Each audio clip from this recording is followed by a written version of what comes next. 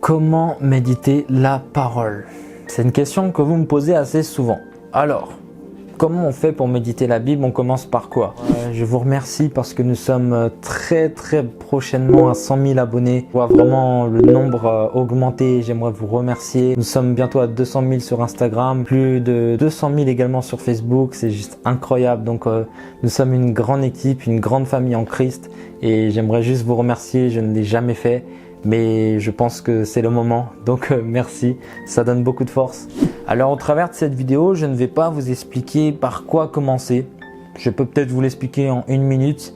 La parole de Dieu est séparée par un Ancien Testament et un Nouveau Testament. La Bible dit « Une femme est liée à son mari pendant qu'il vit, mais s'il meurt, elle est dégagée de la loi qu'il associe à son mari. » Donc elle pourra se remarier. Tout simplement, Christ est mort pour nous dégager de l'Ancien Testament. Et il l'a accompli. Par exemple, dans l'Ancien Testament, nous voyons les sacrifices, nous voyons des fêtes, nous voyons différentes manières d'être expiés de nos péchés, d'être pardonnés de nos péchés. Et bien Christ, lui, est le dernier sacrifice, tout simplement. Il s'est fait mort pour accomplir toute la loi. Amen. Donc, je pense que pour un nouveau converti ou quelqu'un qui n'est pas très mature dans les choses de Dieu, je l'encourage à commencer par le Nouveau Testament parce que tout ce qui est dans l'Ancien est un petit peu compliqué, je dirais, pour une personne qui vient de commencer.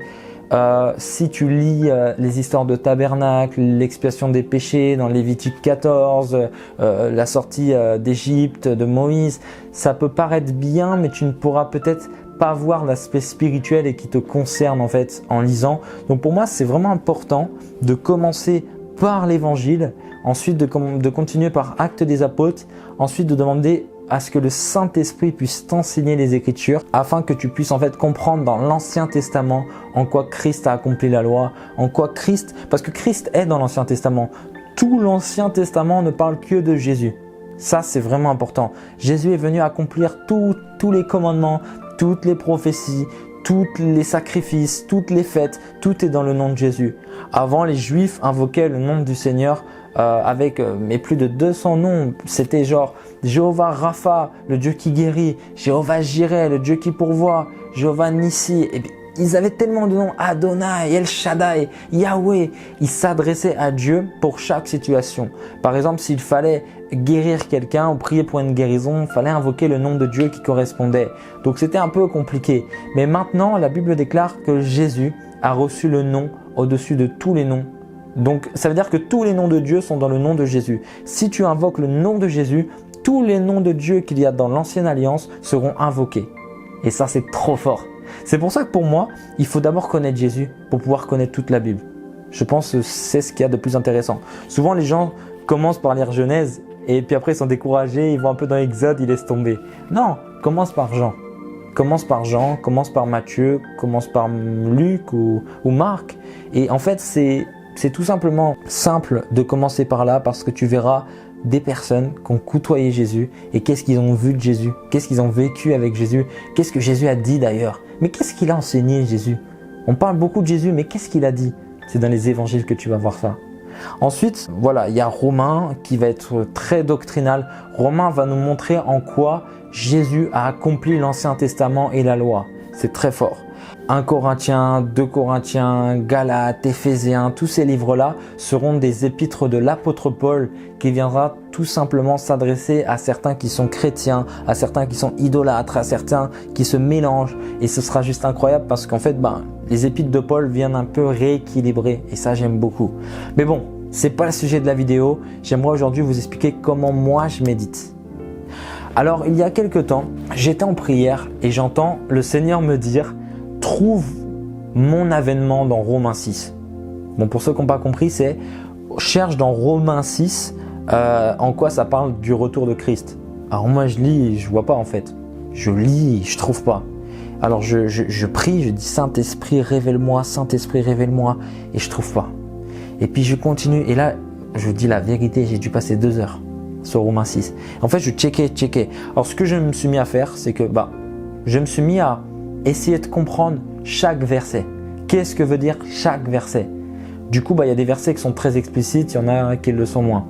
Alors, par exemple, si on prend un passage de Romains 6, 11, « Ainsi vous-même regardez-vous comme morts au péché et comme vivants pour Christ. » je suis tombé sur des versets comme ça.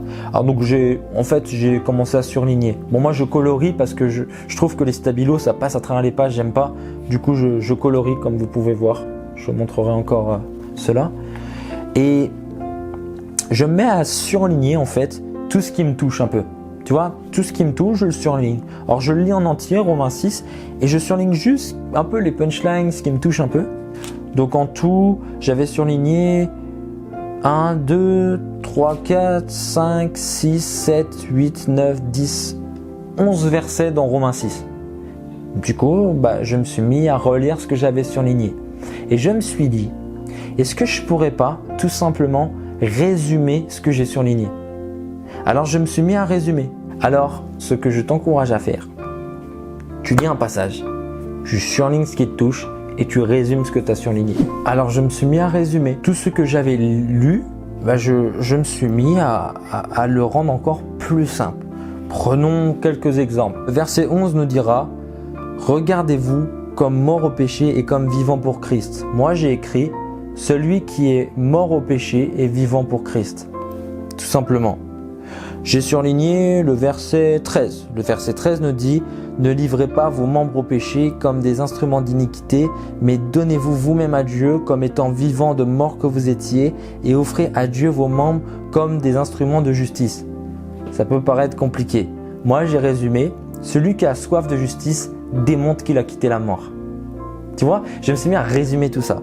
Ensuite, par exemple, le verset 16 est très explicite. « Vous êtes esclaves de celui à qui vous obéissez. » Le verset 18 est intéressant. C'est écrit « Ayant été affranchis du péché, vous êtes devenus esclaves de la justice. » Moi j'ai écrit « Celui qui est devenu libre du péché est devenu esclave de la justice. » En fait c'est juste ce qui est écrit, mais ça m'a aidé de l'écrire. Parce que tout simplement maintenant, j'ai résumé Romains 6. Regardez le verset 23 par exemple que j'ai simplifié. Verset 23 dit « Car le salaire du péché c'est la mort, mais le don gratuit de Dieu c'est la vie éternelle en Jésus-Christ notre Seigneur. » J'ai résumé ça comme ça. La mort est un salaire, mais le salut est un don. Du coup, ça nous pousse à ne pas croire que nos œuvres nous feront gagner la vie éternelle. Très souvent, on a tendance à croire que c'est parce que je me sanctifie, parce que je prie, parce que je jeûne que je vais au ciel. Non, c'est parce qu'il est mort à la croix. Et en fait, résumer te permet de mieux comprendre aussi. Parce que moi, en résumant, j'ai vraiment compris que ce ne sont pas mes œuvres qui m'amènent au ciel, c'est l'œuvre de la croix qui m'amène au ciel. Donc en fait, on ne pratique pas des bonnes œuvres pour être sauvé, mais parce qu'on est sauvé. Il faut comprendre que Dieu t'appelle à la sanctification. Il le dit dans sa parole. Sans la sanctification, nul ne verra Dieu. Mais il faut d'abord que tu sois justifié par Christ pour qu'ensuite tu puisses demeurer dans la sainteté afin que le fait qu'il t'ait justifié soit toujours effectif. Autrement dit, j'entends beaucoup de gens me dire « Ouais, on ne peut pas perdre notre salut, le sacrifice de Jésus est beaucoup trop grand pour que je puisse perdre mon salut pour un péché. » D'autres diront, c'est incroyable, d'autres diront « J'ai rien fait pour être sauvé, donc je peux rien faire pour perdre mon salut. » En fait, c'est des fausses doctrines, vous vous trompez par de faux raisonnements. Je vous explique. Christ est mort pour des pécheurs. Amen. Toi qui es malade, toi qui es dans un péché, Jésus-Christ est mort pour toi. Amen. Et d'ailleurs, les pharisiens disaient à Jésus, mais toi là, tu dis que tu es leur maître, tu es le maître des Juifs, mais tu traînes qu'avec des prostituées, tu traînes qu'avec des gens de mauvaise vie, des collecteurs d'impôts. Et Jésus dit, ce sont les malades qui ont besoin de médecins. Je suis mort pour eux, je vais mourir pour eux. Et en fait, si tu as péché, Jésus-Christ est mort pour toi et il est prêt à te pardonner. Maintenant, une fois que tu es pardonné, il faudra que tu puisses maintenir une sanctification pour demeurer dans ton salut.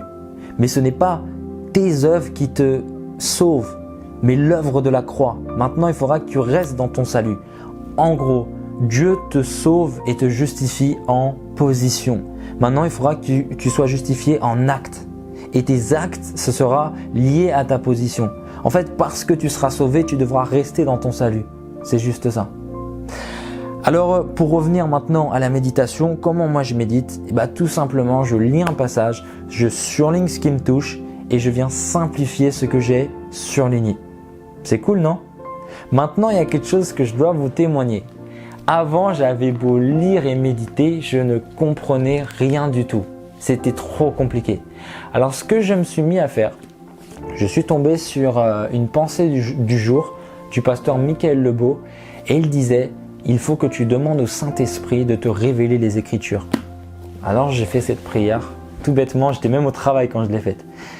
Et j'ai dit « Précieux Saint-Esprit, toi qui es là pour ça, révèle-moi les Écritures ». Et je me suis mis à lire la parole.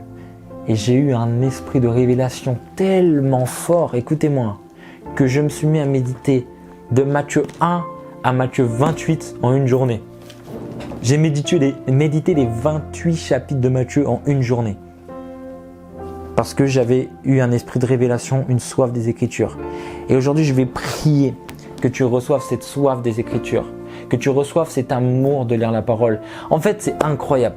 Je vais vous dire pourquoi lire la Bible et comment avoir envie de méditer. Parce que c'est aussi ça la vidéo. Le but, c'est de vous transmettre un feu, une révélation, une technique. Parce que je ne veux pas simplement faire une vidéo. Je veux que vos vies soient transformées. Alléluia. Alors, la Bible, c'est simple. La Bible dira... Nous prophétisons, mais nous prophétisons en partie. Ce qui veut dire que chaque homme a reçu une partie de l'Éternel. Moi, j'ai compris un truc sur Dieu que toi, tu n'as pas compris. Mais toi, tu as compris un truc que moi, je n'ai pas compris. Et nous voyons plein de prédicateurs. Le pasteur Ivan Castanou, le pasteur Marcelo Tunasi, que je suis par exemple. Et je vois que les révélations qu'a le pasteur Ivan, le pasteur Marcelo ne les a pas. Mais le pasteur Marcelo a des révélations que le pasteur Ivan n'a pas. Ce qui fait une unité de corps qui fait que je suis obligé d'écouter les deux parce que les deux sont tout aussi profonds. Et en fait, je me dis, tout simplement, chaque homme a reçu une part de révélation. Moi, les révélations que j'ai, beaucoup ne l'auront pas. Mais toi également, qui te méprises, toi qui dis, je vais rien comprendre de spécial. Mais si, ce que tu comprendras de Dieu, je ne l'aurais peut-être jamais compris. Dieu accorde une révélation en portions à chaque personne. Et ça, c'est une preuve. Je peux même vous le dire dans la Bible, au dernier verset de l'évangile de Jean. Regardez. Au dernier verset de l'évangile de Jean, regardez ce que la Bible dit. Incroyable.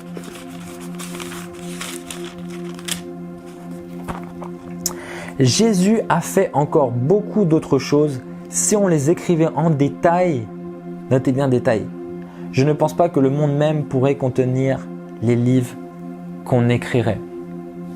Alors tout simplement les amis, Christ fait en détail. Christ ne lâche pas une révélation pour tout le monde. Non, chacun a sa révélation. Et lorsque nous partageons, c'est comme un milkshake. Quelqu'un donne une fraise, l'autre une banane, l'autre un fruit de la passion, l'autre un jus. En tout cas, tout est bon quand c'est mélangé. Mais attention, j'ai dit quelque chose. J'ai dit chacun a sa révélation. Mais il est important de savoir que toutes les révélations sont bibliques et fondées sur les Écritures. Que personne ne vous séduise. Des gens voudront ramener leurs révélations qui ne sont pas bibliques. Mais non, il faut que ça soit biblique. Il faut vraiment que ça soit attesté par la parole. C'est très important. Donc en tout cas, je vais prier maintenant que tu puisses recevoir cet amour des Écritures et cet esprit de révélation. Seigneur, je te remets mon frère, ma sœur qui a des difficultés pour lire la parole. Je te prie de lui faire grâce comme tu m'as fait grâce. Que maintenant, Père, tu puisses libérer cet amour dans son cœur de lire la parole. Que son esprit s'éveille pour comprendre ce qui est écrit.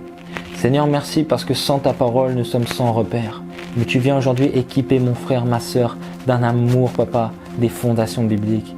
Seigneur, merci parce que tu vas les pousser à comprendre, Seigneur, quelle est la révélation d'Abraham, quelle est la révélation de Josué, quelle est la révélation de Joseph, quelle est la révélation de Paul, quelle est la révélation, Seigneur, que nous donne Hébreu.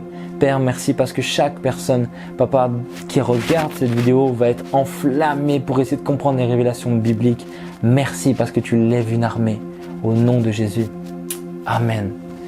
Amen, vous êtes bénis et je voudrais encore remercier toutes les personnes qui se sont abonnées, tous les partenaires financiers également qui donnent chaque mois pour porter le ministère, pour la vision, pour les prochaines conférences. Merci, que Dieu vous bénisse.